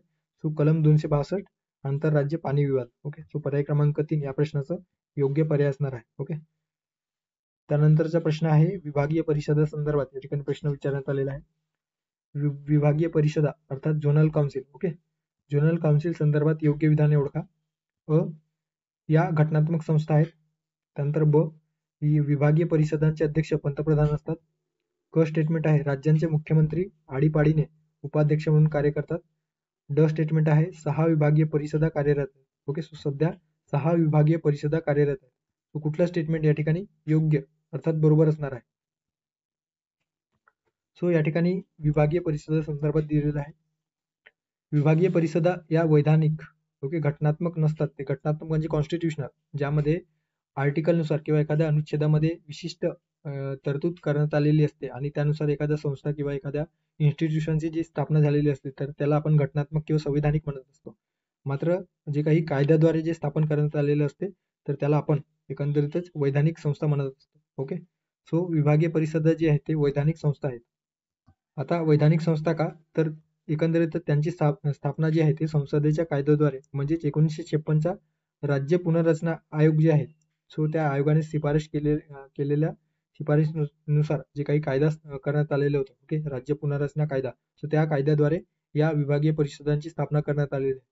आणि देशामध्ये 5 झोनमध्ये जे काही विभागीय परिषद आहे ते स्थापन करण्यात आलेले आहे, ज्यामध्ये उत्तर, मध्य, पूर्व, पश्चिम आणि दक्षिण. ओके, सो या 5 झोनमध्ये विभागीय परिषदा स्थापन करण्यात आलेली आहे.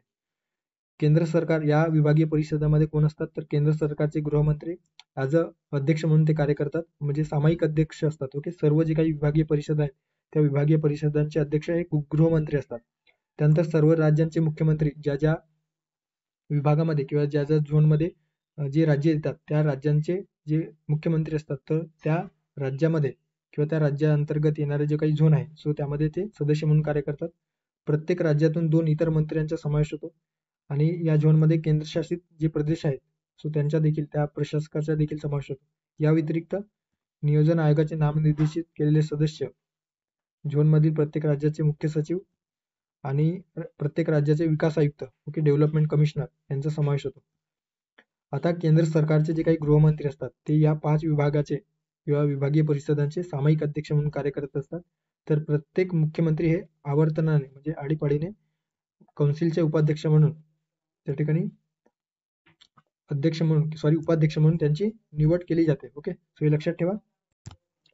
सो या ठिकाणी जे दिलेलं आहे त्याच्यामध्ये विभागीय परिषदा संदर्भात योग्य विधाने ओळखा. या घटनात्मक संस्था आहेत. चुकीचं आहे, कारण आपण बघितलेलं आहे ते एक वैधानिक संस्था आहेत. म्हणजे घटनात्मक संस्था हे कलमाद्वारे किंवा संविधानामध्ये तरतूद करण्यात आलेली असते. मात्र जे काही वैधानिक संस्था असतात ते कायद्याद्वारे स्थापन केलेले असतात. सो विभागीय परिषदा हे घटनात्मक संस्था नसून वैधानिक संस्था आहेत. ओके, नॉन कॉन्स्टिट्युशनल किंवा स्टॅट्युटरी बॉडी आहेत. Okay, so statutory. विभागीय परिषदांचे अध्यक्ष पंतप्रधान असतात का, तर हे देखील चुकीचं आहे. पंतप्रधान नसतात तर ते होम मिनिस्टर अर्थात गृहमंत्री या विभागीय परिषदांचे अध्यक्ष असतात. राज्यांचे मुख्यमंत्री आडीपाडीने उपाध्यक्ष म्हणून कार्य करतात. सो क देखील या ठिकाणी योग्य असणार आहे. ओके, सो क या ठिकाणी योग्य आहे, कारण राज्यांचे मुख्यमंत्री जे असतात ते आडीपाडीने अर्थात आवर्तनाने उपाध्यक्ष म्हणून कार्य करत असतात. त्यानंतर ड आहे सध्या 6 विभागीय परिषदा कार्यरत आहेत. सो सध्या 5 विभागीय परिषदा स्थापन आहेत किंवा कार्यरत आहेत, त्यामुळे ड देखील या ठिकाणी चुकीचं आहे. ओके, सो पर्याय क्रमांक क म्हणजे विधान क या ठिकाणी योग्य आहे आणि ते विधान क असणारा पर्याय आहे पर्याय क्रमांक 3 फक्त क. ओके, सो पर्याय क्रमांक 3 या प्रश्नाचं योग्य पर्याय असणार आहे. आता जे काही ईशान्य परिषद आहे सो थोडक्यात विभागीय परिषदांसारखाच ईशान्य परिषद अधिनियम 1971 अंतर्गत ही ईशान्य परिषद स्थापन करण्यात आलेली आहे. ओके, ज्यामध्ये आसाम, मणिपूर, मिझोराम, अरुणाचल प्रदेश, नागालँड, मेघालय, त्रिपुरा आणि सिक्कीम असे जे काही ईशान्य भारतातील राज्य आहेत त्यांचा समावेश या ईशान्य परिषदेमध्ये होतो. आणि थोडक्यात यांची रचना देखील विभागीय परिषदांसारख्याच असतो. यांचा जो काही अध्यक्ष असतो ईशान्य परिषदेच्या सो या परिषदेचे अध्यक्ष हे देखील गृहमंत्रीच असतात. ओके, सो त्यामुळे हे देखील लक्षात ठेवा. मात्र याचा समावेश या 6व्या विभागीय परिषदमध्ये न करता ईशान्य परिषद अशा पद्धतीने सेपरेट केल्या गेल्याचे आपल्याला दिसून येतो. ओके, सो पर्याय क्रमांक 3 फक्त क या प्रश्नाचा योग्य पर्याय असणार आहे. त्यानंतरचा प्रश्न आहे मंत्री परिषदेसंदर्भात रचना किंवा मंत्री परिषदेची एकंदरीत रचना कशी असते त्यावर प्रश्न विचारण्यात आलेला आहे. मंत्री परिषदेत त्रिस्तरीय रचना असते. त्यानंतर कॅबिनेट या शब्दाचा उल्लेख राज्यघटनेत नाही. नंतर स्टेटमेंट त्रिस्तरीय रचनेत कॅबिनेट मंत्री, राज्यमंत्री आणि उपमंत्र्यांचा समावेश होतो. त्यानंतर मंत्र्यांची निवड राष्ट्रपती पंतप्रधानांच्या सल्ल्याने करत असतात. ओके, तो कुठला स्टेटमेंट या ठिकाणी योग्य आहे? वरील सर्व योग्य, अ योग्य, ब योग्य आणि अ योग्य. आता कलम 75 मध्ये याआधी आपण मागच्या स्लाइडमध्ये बघितलेलं आहे की कलम 75 मध्ये मंत्र्यांसंदर्भात जे काही इतर तरतुदी आहेत त्यामध्ये ज्यात पंतप्रधानांची नेमणूक राष्ट्रपती करतील आणि इतर मंत्र्यांची नियुक्ती पंतप्रधानांच्या सल्ल्यानुसार राष्ट्रपती करतील अशी तरतूद आहे. ओके, सो जे विधान आहे या ठिकाणी यामध्ये मंत्र्यांची निवड पंतप्रधानांच्या सल्ल्याने राष्ट्रपती करतील जे काही तरतूद आहे ते योग्य असणार आहे. ओके, नंतर यामध्ये असे स्पष्टपणे म्हटले आहे की मंत्रिमंडळ लोकसभेला सामूहिकरित्या जबाबदार असेल. ओके, सो कलम 75 मध्ये दिलेलं आहे. सो हे देखील आपण मागच्या स्लाइड मध्ये बघितलेलं आहे. आता कलम 74 मध्ये काय दिलेलं आहे तर राष्ट्रपतींना त्यांच्या कार्याच्या अंमलबजावणीत मदत आणि सल्ला देण्यासाठी पंतप्रधानांच्या अध्यक्षतेखाली मंत्रिमंडळ असेल अशी तरतूद आहे. ओके, 42व्या आणि 44व्या घटनादुरुस्ती कायद्याने हा सल्ला राष्ट्रपतींवर बंधनकारक केला गेलेला आहे. शिवाय मंत्र्यांनी राष्ट्रपतींना दिलेल्या सल्ल्याच्या स्वरूपाची चौकशी कोणत्याही न्यायालयाकडून केली जाणार नाही, हे केली जाऊ शकत नाही अशी तरतूद या कलम 74 मध्ये दिलेलं आहे. ओके, सो मागच्या प्रश्नामध्ये आपण हे बघितलेले होते की राष्ट्रपतींना जो काही सल्ला देण्यात येतो त्याची न्यायालयीन चौकशी होऊ शकत नाही, हे कलम 74 मध्ये दिलेलं आहे. असं एकंदरीत योग्य जोडी बघताना आपण बघितलेलं होतं. सो ते बरोबर होतं. ओके, कलम 74 मध्ये दिलेलं आहे. आणि 42व्या आणि 44व्या घटनादुरुस्ती कायद्याने राष्ट्रपतींवर मंत्रिमंडळाने दिलेला सल्ला हा बंधनकारक असेल अशी तरतूद आहे. सुरुवातीला 42व्या घटनादुरुस्ती कायदा 1976 नुसार मंत्रिमंडळाचा सल्ला राष्ट्रपतींवर बंधनकारक करण्यात आला. ओके, सो अशा वेळेस राष्ट्रपतींना ते विधेयक पुनर्विचारार्थ पाठवण्याची जी संधी होती ती देण्यात आलेली होती. मात्र 44व्या घटनादुरुस्ती कायद्याने त्यामध्ये थोडक्यात बदल करण्यात आले आणि मंत्रिमंडळाने जो सल्ला दिलेला आहे किंवा एखादा शिफारस केलेला आहे सो अशा वेळेस त्या शिफारशीवर पुनर्विचार करण्यासाठी राष्ट्रपती ते मंत्रिमंडळाकडे परत पाठवू शकतो अशी तरतूद या 44व्या घटनादुरुस्ती कायद्याने करण्यात आली. मंत्रिमंडळामध्ये कॅबिनेट मंत्री, राज्यमंत्री, उपमंत्री असे 3 प्रकारचे मंत्री असतात. ओके, सो कॅबिनेट मंत्री, राज्यमंत्री आणि उपमंत्री. मूळ राज्यघटनेत कॅबिनेट मंत्री असा शब्द नव्हता. ओके, सो मूळ राज्यघटनेमध्ये कॅबिनेट मंत्री असा शब्द नव्हता. मात्र 1978च्या 44व्या घटनादुरुस्ती कायद्याद्वारे राज्यघटनेच्या 352 ज्यामध्ये आपण बघितलेलं आहे या आधीच्या लेक्चरमध्ये 352 नुसार राष्ट्रीय आणीबाणी जाहीर केला जातो.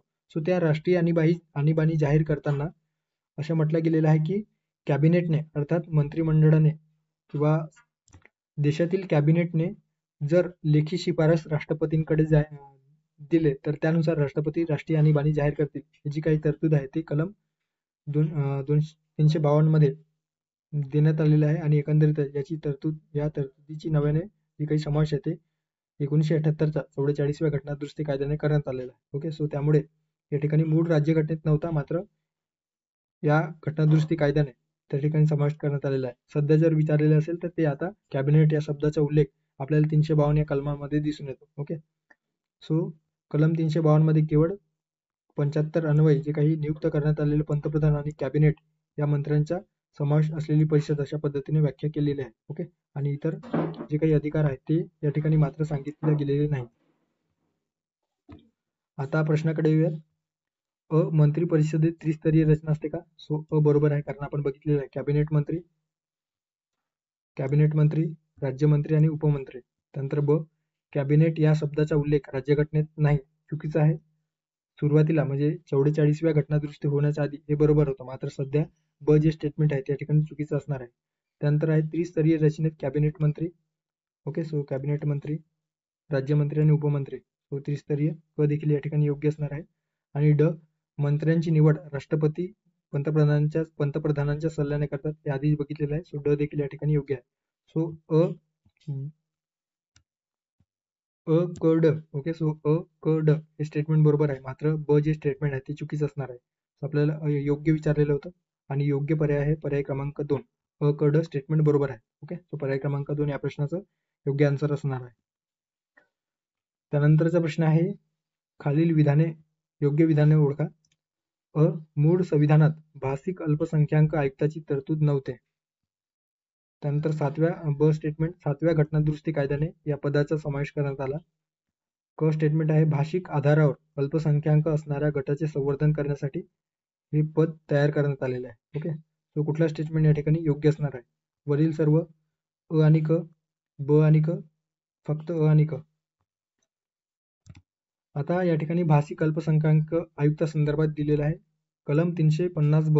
ओके, सो कलम 350 ब मध्ये भाषिक अल्पसंख्याक आयुक्त संदर्भाने जी तरतूद आहे ती आपल्या भारतीय संविधानात करण्यात आलेली आहे.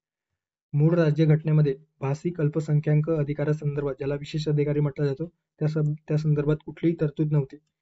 मात्र राज्य पुनर्रचना आयोगाने जी काही शिफारस केलेली होती त्यानुसार 7वी घटना दुरुस्ती 1956 मध्ये करण्यात आली आणि त्यामध्ये भारतीय राज्यघटनेच्या 16व्या भागामध्ये एकंदरीतच नवीन कलम 350 ब मध्ये या भाषिक अल्पसंख्याक आयुक्ताची तरतूद करण्यात आलेली आहे. ओके, यामध्ये काय दिलेलं आहे तर भाषिक अल्पसंख्याकासाठी एक विशेष अधिकारी असावा, त्याची नेमणूक राष्ट्रपती करणार आहेत, अशा पद्धतीची तरतूद या कलम 350 ब मध्ये देण्यात आलेलं आहे. त्यानंतर आहे, राज्यघटनेनुसार भाषिक अल्पसंख्याकांना देण्यात आलेल्या संरक्षणाशी संबंधित सर्व बाबींची चौकशी हे विशेष अधिकाऱ्याचे कर्तव्य असेल. ओके, अशी तरतूद या ठिकाणी देण्यात आलेली आहे. सो भाषिक अल्पसंख्याक जे आहेत त्यांच्या संरक्षणासंदर्भात जे काही कार्य आहे ते करण्याचे अधिकार या विशेष अधिकाऱ्याला, ज्याला भाषिक अल्पसंख्याक आयुक्त म्हटलं गेलेलं आहे, त्याला देण्यात आलेलं आहे. या 350 ब मधील तरतुदीनुसार 1957 मध्ये भाषिक अल्पसंख्याकांसाठी एक विशेष अधिकारी कार्यालयाची निर्मिती करण्यात आली आणि त्याला भाषिक अल्पसंख्याक आयुक्त म्हणून नेमणूक त्या ठिकाणी करण्यात आलेली आहे. ओके, सो त्यासाठी भाषिक अल्पसंख्याक आयुक्त या अधिकाऱ्याची नेमणूक करण्यात आलेली आहे. आता इथे लक्षात घेतले पाहिजे की भाषिक अल्पसंख्याकांसाठी जे आयुक्त आहे किंवा विशेष अधिकारी आहे त्याला पदावरून दूर करण्यासंदर्भात, त्याच्या कार्यकाळासंदर्भात, वेतन भत्ते किंवा इतर जे काही सेवा शर्ती किंवा कार्यपद्धती आहे त्या संदर्भात कुठल्याही तरतूद केलेलं नाही. ओके, ते सर्व राष्ट्रपतींच्या मर्जीवर असेल अशी तरतूद त्या ठिकाणी करण्यात आलेली आहे. सो भाषिक अल्पसंख्याक आयुक्त संदर्भात या ठिकाणी दिलेलं आहे. मूळ संविधानात भाषिक अल्पसंख्याक आयुक्त तरतूद नव्हते का? तर अ जे स्टेटमेंट आहे बरोबर आहे. 7व्या घटना दुरुस्ती कायद्याने या पदाचा समावेश करण्यात आला, हे देखील बरोबर असणार आहे. क भाषिक आधारावर अल्पसंख्याक असणाऱ्या गटाचे संवर्धन करण्यासाठी या पदाची निर्मिती करण्यात आली का? सो हे देखील बरोबर असणार आहे. ओके, सो अ ब क तीनही स्टेटमेंट बरोबर आहे, त्यामुळे पर्याय क्रमांक 1 वरील सर्व विधाने योग्य आहेत. त्यानंतरचा प्रश्न आहे, महान्यायवादी संदर्भात या ठिकाणी प्रश्न विचारण्यात आलेला आहे. महान्यायवादी संदर्भात योग्य विधाने ओळखा. राज्यघटनेत कलम 76 मध्ये ही तरतूद आहे. त्यानंतर आहे ब, उच्च न्यायालयाच्या न्यायाधीश होण्यासाठीची जी पात्रता आवश्यक असते. क स्टेटमेंट आहे, ते पूर्णवेळ सरकारचे वकील म्हणून कार्य करतात. आणि ड, त्यांना संसद सदस्याची सर्व विशेषाधिकार प्राप्त होतात. सो कुठले विधाने किंवा कुठला जो काही स्टेटमेंट आहे या ठिकाणी दिलेला तो बरोबर असणार आहे किंवा योग्य असणार आहे. आता महान्यायवादी, ज्याला आपण इंग्लिशमध्ये भारताचे अटॉर्नी जनरल किंवा अटॉर्नी जनरल ऑफ इंडिया असे संबोधत असतो. सो राज्यघटनेच्या कलम 76 मध्ये महान्यायवादी अर्थात भारताचे अटॉर्नी जनरल या पदाची तरतूद केलेली आहे. ओके, आणि ते देशातील सर्वोच्च कायदा अधिकारी किंवा विधी अधिकारी असतात. सो अ स्टेटमेंट या ठिकाणी योग्य असणार आहे. त्यानंतर ब, त्यानंतर दिलेलं आहे, अटॉर्नी जनरल किंवा जे महान्यायवादी असतात त्यांची नियुक्ती राष्ट्रपती करतात आणि त्यासाठी त्यांच्या निवडीसाठी जी पात्रता सांगितलेली आहे ती सर्वोच्च न्यायालयाच्या न्यायाधीशपदी नियुक्त होण्यासाठी जी पात्रता आवश्यक असतो ती पात्रता महान्यायवादी संदर्भात सांगितलं गेलेलं आहे. ओके, सो ब स्टेटमेंटमध्ये दिलेलं होतं की उच्च न्यायालयाच्या न्यायाधीश संदर्भाने पात्रता आवश्यक असते. सो ब जे विधान आहे ते या ठिकाणी चुकीचं आहे, कारण उच्च न्यायालय नव्हे तर सर्वोच्च न्यायालयाच्या न्यायाधीशासाठी जी पात्रता आहे ती या महान्यायवादीसाठी सांगितलेली आहे, ज्यामध्ये भारताचा नागरिक असावा.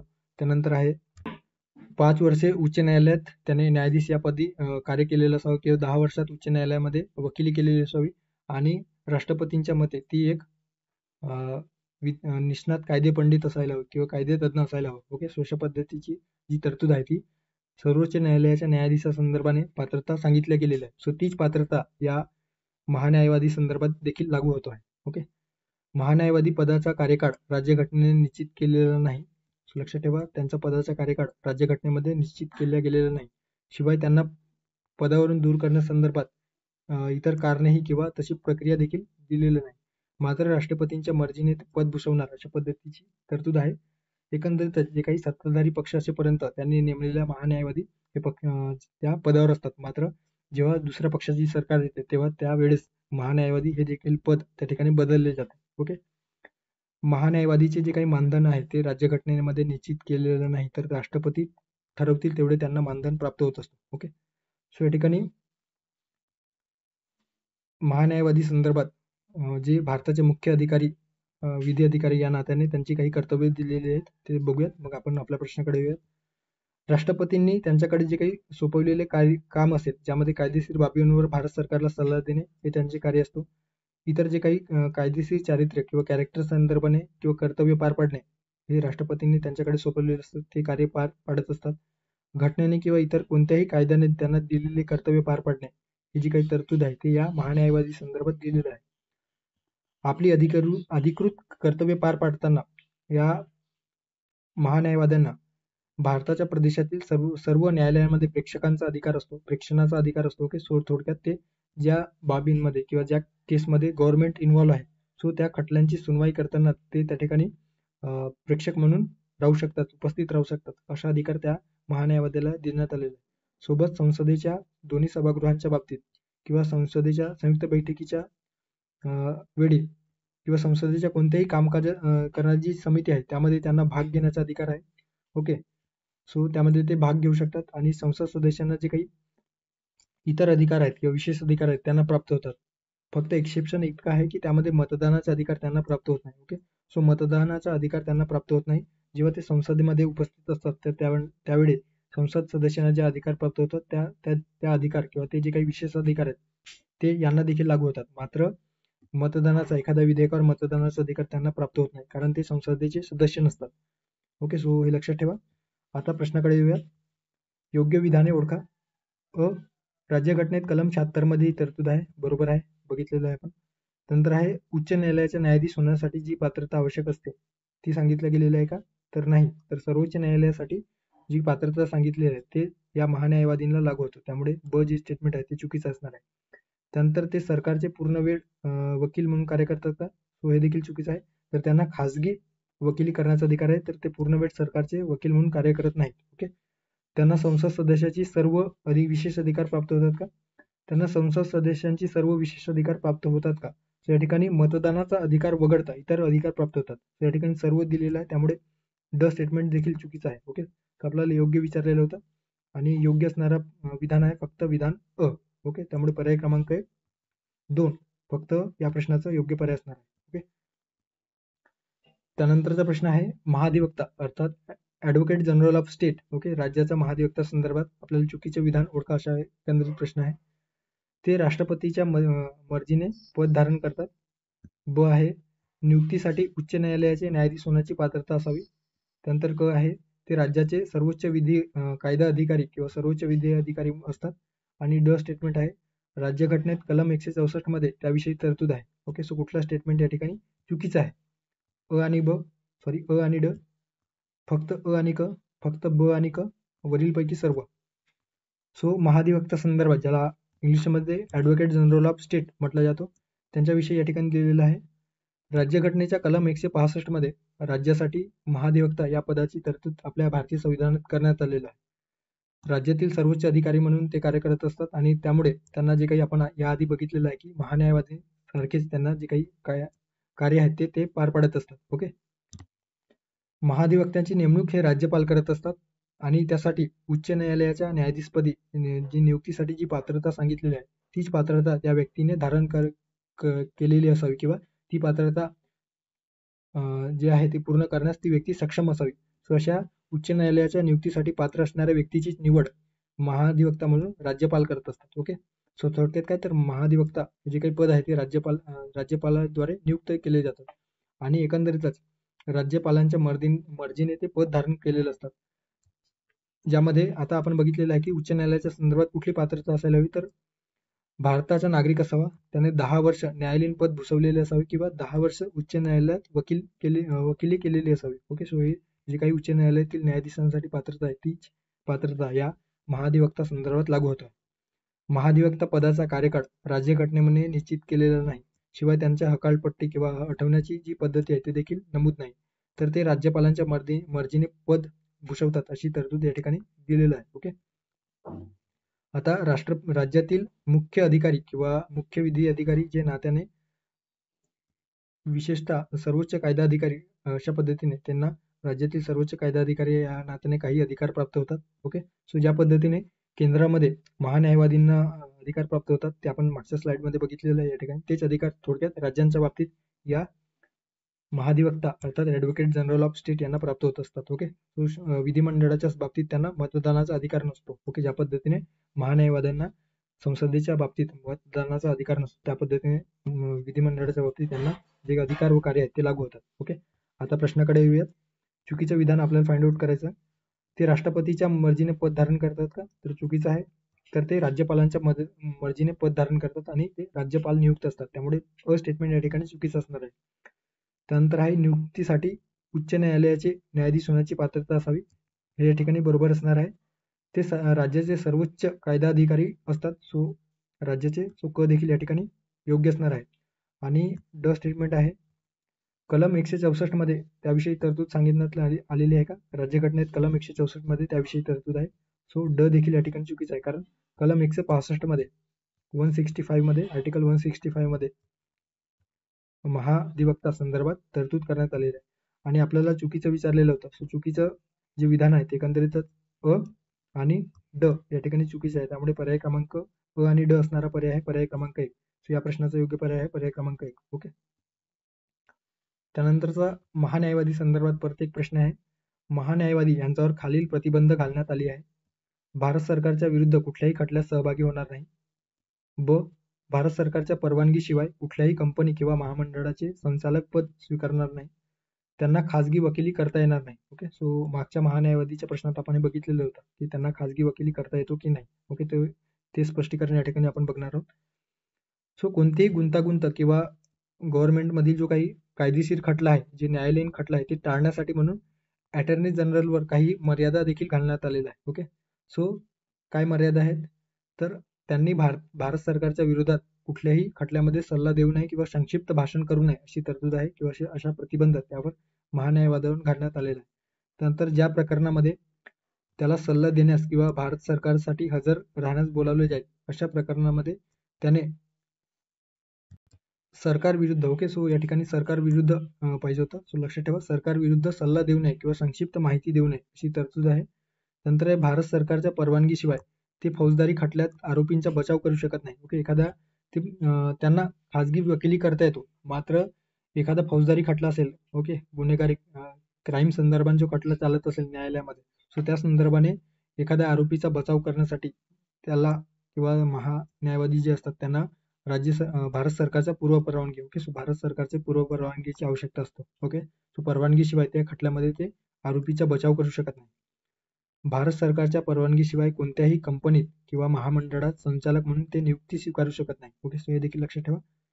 कायदा व न्याय मंत्रालय किंवा जे काही विधी कार्य विभाग आहे सो यांच्यामार्फत जे काही संदर्भ किंवा प्रस्ताव असतील सो ते प्रस्ताव किंवा संदर्भ प्राप्त झाल्याशिवाय त्यांनी भारत सरकारचे कोणतेही मंत्रालय किंवा विभाग किंवा कोणतेही वैधानिक संस्था किंवा सार्वजनिक क्षेत्रातील उपक्रमात सल्ला देऊ नये. ओके. सो थोडक्यात काय तर जोपर्यंत कायदा व न्याय मंत्रालयाचा जो काही विधी कार्य विभाग आहे तो महान्यायवाद्यांना विनंती करत नाही की संबंधित एखादा मंत्रालय तुमच्या त्या कायदेशीर प्रक्रियेमध्ये सल्ला मागत आहे किंवा शिफारस करण्यासंदर्भात तुमच्याकडे प्रस्ताव दिलेला आहे सो तोपर्यंत जे काही महान्यायवादी असतात ते कुठल्याही डिपार्टमेंटला आयदर मग ते गव्हर्नमेंटचा असो किंवा प्रायव्हेट फर्म असो सो कुठलाही सल्ला देत नाही. ओके. सो त्यासाठी कायदा व न्याय मंत्रालयाच्या विधी कार्य विभागाची संमती आवश्यक असतो. तथापि या ठिकाणी दिलेलं आहे की सरकारचे ते पूर्ण वेळ वकील नाहीत. ओके. ते सरकारी नोकऱ्यांच्या सेवेत नसतात आणि शिवाय त्यांना खाजगी वकिलीपासून किंवा प्रॅक्टिसपासून बंदी देखील करण्यात आलेली नाही. ओके. सो ते खाजगी वकिली जी आहे प्रॅक्टिस आहे ते करू शकतात. सो या ठिकाणी खालील कोणते प्रतिबंध घालण्यात आली आहे अशा पद्धतीने दिलेले आहे. भारत सरकारच्या विरुद्ध कुठल्याही खटल्यात सहभागी होता येणार नाही. बरोबर आहे. सरकार विरुद्ध कुठल्याही खटल्यात त्यांना सहभागी होता येणार नाही हे प्रतिबंध घालण्यात आलेले आहे. नंतर ब भारत सरकारच्या परवानगीशिवाय कुठल्याही कंपनी किंवा महामंडळाचे संचालक पद स्वीकारणार नाही. सो ब देखील या ठिकाणी योग्य असणार आहे. ओके. आणि क स्टेटमेंट, त्यांना खाजगी वकिली करता येणार नाही. सो त्यांना खाजगी वकिली करता येणार नाही हे जे काही स्टेटमेंट आहे ते या ठिकाणी चुकीचं आहे. ओके. सो त्यांना खाजगी वकिली करता येतो. ओके. खाजगी जे काही प्रॅक्टिस आहे ते करता येतं. मात्र गव्हर्नमेंट इन्व्हॉल्व्ह असणाऱ्या खटल्यामध्ये ते आपलं जे काही बाजू आहे ते मांडू शकत नाही. ओके. सो अ आणि ब या ठिकाणी प्रतिबंध घालण्यात आलेला आहे. मात्र क जे स्टेटमेंट आहे ते चुकीचं आहे. सो पर्याय क्रमांक 2 अ आणि ब या ठिकाणी योग्य पर्याय असणार आहे. त्यानंतरचा प्रश्न आहे एक मिसलेनियस प्रश्न आपण या ठिकाणी घेतलेला होता. खालील कोणते विषय वगळता राष्ट्रीय राजधानी दिल्ली प्रदेशात राज्यसूचीतील विषयावर कायदे करण्याचा अधिकार दिल्ली सरकारला आहे, अशा पद्धतीचा प्रश्न या ठिकाणी विचारण्यात आलेला आहे. जमीन, पोलीस, सार्वजनिक सुव्यवस्था किंवा सार्वजनिक आदेश. त्यानंतर आहे जमीन, पोलीस, आरोग्य सुविधा, पोलीस, सार्वजनिक आदेश शिक्षण, त्यानंतर सार्वजनिक आदेश भूमी आणि उद्योग. ओके. सो कुठल्या बाबतीत राज्यसूचीतील जे काही जमीन, पोलीस व सार्वजनिक सुव्यवस्था किंवा आदेश आहे ते वगळता इतर कायद्यासाठी किंवा इतर राज्यसूचीतील विषयासाठी दिल्ली सरकारला. ओके. सो थोडक्यात आन्सरच सांगितलेला आहे. एकंदरीतच राष्ट्रीय राजधानी दिल्ली प्रदेशात जो काही गव्हर्नमेंट आहे सो त्या गव्हर्नमेंटला 3 विषय वगळता जे काही राज्यसूचीमध्ये नमूद आहे आपल्या भारतीय संविधानातील, सो त्या 3 विषय कुठले आहेत तर जमीन, त्यानंतर आहे पोलीस व्यवस्था अर्थात कायदा व सुव्यवस्था आणि सार्वजनिक व्यवस्था सार्वजनिक आदेश. हे 3 विषय वगळता इतर राज्यसूचीतील विषयावर कायदे करण्याचा अधिकार दिल्ली सरकारला प्राप्त झालेला आहे. ओके. सो पर्याय क्रमांक 1 या प्रश्नाचं योग्य पर्याय असणार आहे. ओके. आणि यासाठी राज्यघटनेचा भाग 8 मधील कलम 239 ते 241 मध्ये केंद्रशासित प्रदेशासंदर्भात काही जे अधिकार आहे त्यामध्ये आपल्याला दिसून येतो.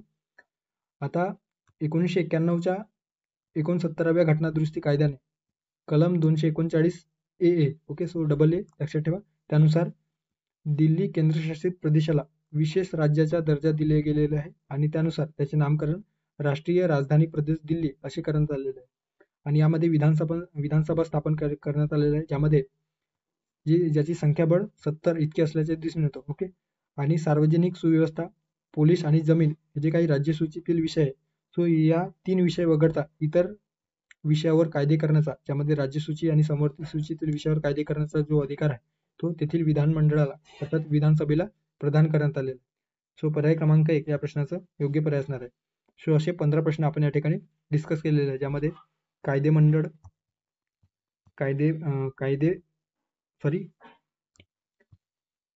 केंद्रीय व राज्य मंत्रिमंडळ. ओके. सो केंद्रीय व राज्य मंत्रिमंडळ, ज्यामध्ये पंतप्रधान व मुख्यमंत्री, त्यानंतर आहे केंद्र राज्य संबंध आणि महान्यायवादी आणि महाधिवक्ता अशा पद्धतीने आपण या ठिकाणी त्या टॉपिकवर रिव्हिजन केलेलं आहे. ओके.